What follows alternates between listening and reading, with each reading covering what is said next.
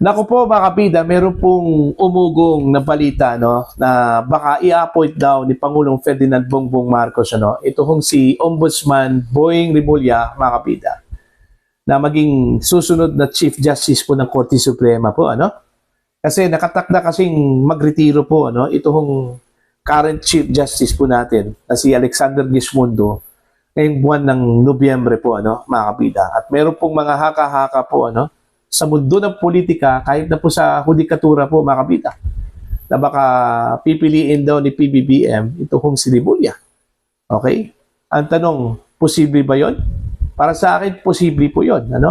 Kasi nagawa nga niya yung pagiging ombudsman, despite sa mga hurdles po mga kapita, ang dami hong questions against Rimulya during the time na nag-apply po ito bilang ombudsman mga kapita po. Okay, unang-una po, may pending complaint yon na naisampa dyan sa Office of the Ombudsman. At isa po sa mga complainants doon, mga kabida, ito hong si Senadora Amy Marcos po, Okay? Sinampahan po ng reklamo ni Marcos ito hong si Rimulya dahil doon sa pag-aresto at pagdala po kay dating Pangulong Rodrigo Duterte sa The Hague, Netherlands, mga kabida. Pero nagawaan po ng paraan yon. Okay? Yung problema ni Rimulya po, mga kapita, biglang na-dismiss yung kanyang complaint na isinampa dyan sa Office of the Ombudsman. Timely, doon ho sa nomination po, ni Rimulya, mga kapita, sa JBC. Diba? E sino naman po yung maglakas ng loob po na ibasura yung nomination po ni Rimulya? Na ang backing po ay Pangulo po ng Pilipinas, di ba? Oh. Posible nangyari yon. So, yung imposible noon, naging posible po, mga kabida. Kaya nga ngayon, posible pong mangyari po yung pagiging Chief Justice po ni Rimulya po, mga kabida. Po. Okay? Eto, babasahin ko muna itong article ng Pinoy Showbiz po, mga kabida. At magre-react po tayo pagkatapos dito, po. Okay? Breaking. Ombudsman Rimulya mentioned in speculation over possible next Chief Justice appointment. All right. Political circles are abuzz with speculation suggesting that Ombudsman Jesus Crispin Rimulya may be positioning himself for a possible bid for the position of Chief Justice of the Supreme Court amid claims of strong backing from his brother, Interior and Local Government Secretary John Vic Rimulya. According to political chatter, the two high-ranking officials holding key posts in government are being loosely linked in what some observers describe as a so-called Rimulya Justice League, referring to their combined influence over major justice and law enforcement institutions. John Vic Rimulya currently heads the Department of Interior and Local Government, while Boying Rimulya serves as Ombudsman and is a former Secretary of Department of Justice. The respective positions have fueled discussions in political circles about the extent of their influence within the country's justice system. While these claims remain unverified and largely speculative, they have gained traction in political discussions, particularly amid ongoing debates over judicial appointments and institutional independence.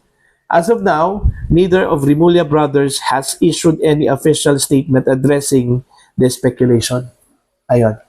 So wala pa pong in-issue po na statement itong Rimulya brothers regarding dito sa umugong na balita, mga kabida, na posible na i-appoint ni Pangulong Marcos itong si Boying bilang bagong Chief Justice po, mga kabida. Again, may posibilidad po yon, mga kabida. Kasi alam naman po natin yung closeness po ni Boying at ng mga Rimulyas kay Pangulong Ferdinand Bongbong Marcos, mga kabida. Meron ngang speculation po, mga kabida, na ang nagpapatakbo daw sa Pilipinas ay hindi po si Marcos, kundi itong mga Rimulya brothers daw, mga kabida. Ang mga Rimulya brothers daw yung nagdidikta daw kay Pangulong Marcos, kaya yun, ganun na po sila makapangyarihan daw, mga kabida. Okay? Yun, mga speculations lang po yun, mga kabida, po. Pero, as to the possibility sa pagiging Chief Justice po ni Boying, ano, napaka-posible po yon. Okay? Walang amount ng doubt, mga kabida, na hindi po mangyari po yon, ano? Dahil, yun nga una, yung influence po ng Rimulya Brothers po, ano, mga kabida. Okay? At saka, pangalawa, apple of the eye po sila, no? Ni Pangulong Marcos po ngayon. Kasi sa kanilang performance po, ano? Okay? Yung ginawa pa lang ng mga Rimulya Brothers po, mga kabida, doon kay dating Pangulong Rodrigo Duterte, malaking bagay na po yun, ano?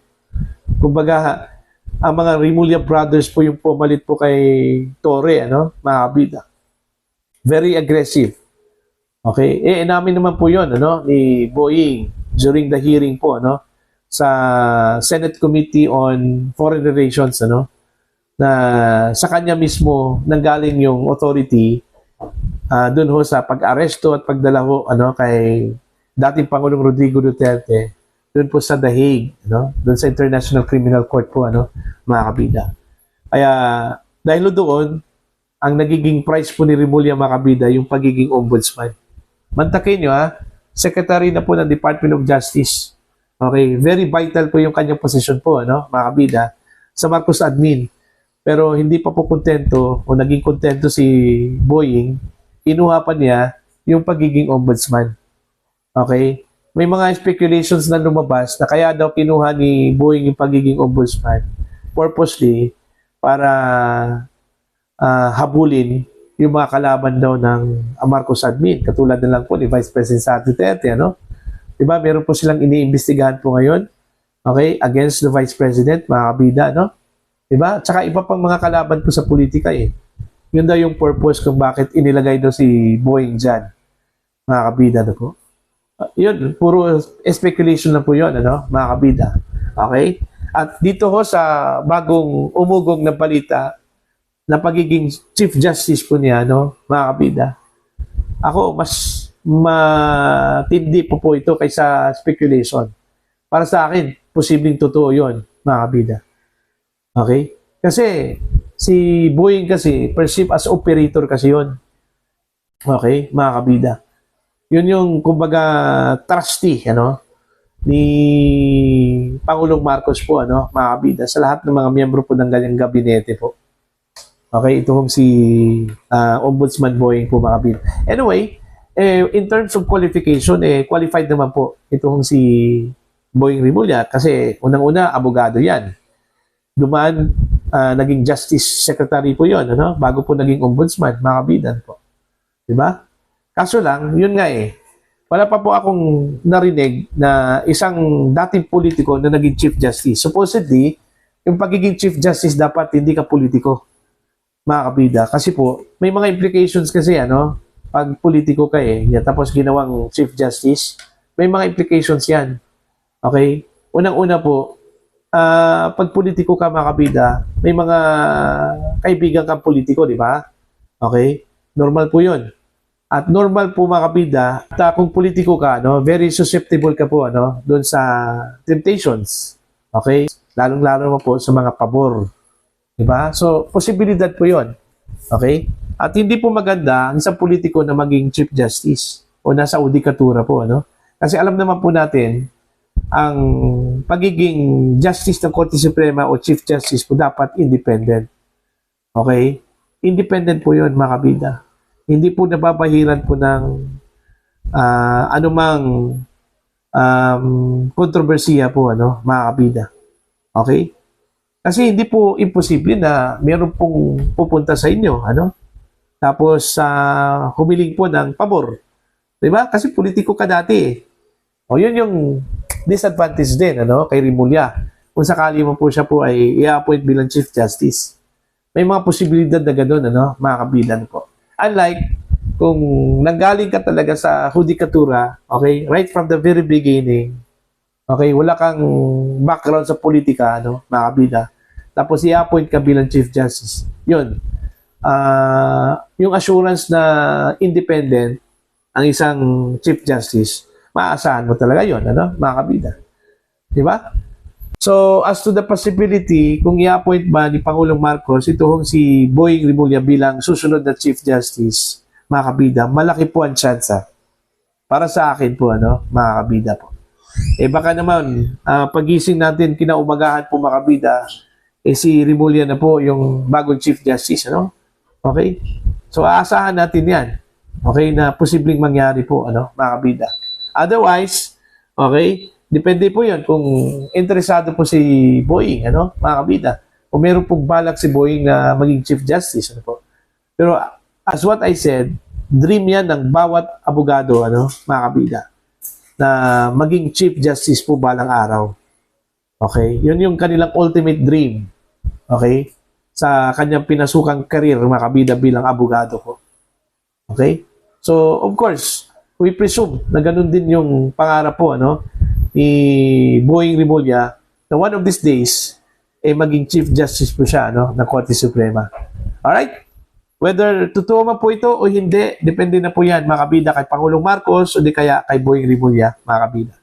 For your comment and for your opinion, please comment down. Sa mga hindi pa po subscriber po sa akin channel, please subscribe.